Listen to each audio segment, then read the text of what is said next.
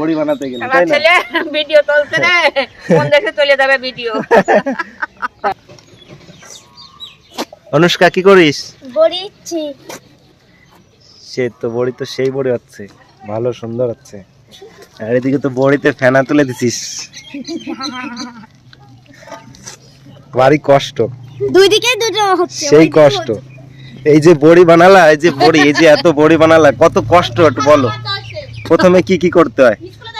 প্রথমে কি কি করতে হয় বড়ি বানাতে গেলে? আনাতে হবে, হ্যাঁ। ফেনি নিয়ে তারপর বসাতে হবে। হুম। আবার কি করতে হবে? ডাল ভিজাতে হবে না? সে তো আছে, ডাল হ্যাঁ। ভিজানো।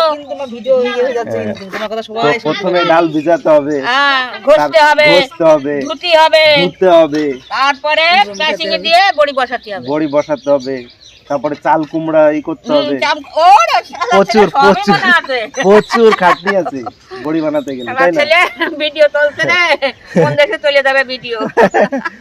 তারপরে তোমার মাছের ঝোল দিয়ে খেতে হবে। মাছের ঝোল দিয়ে খেতে হবে। ওই দিদি তুলে নাও। এই খাওয়ার জন্য কত কষ্ট। খাওয়ার জন্য কত কষ্ট, কিন্তু খাওয়ার সময় তো আবার মজা লাগে।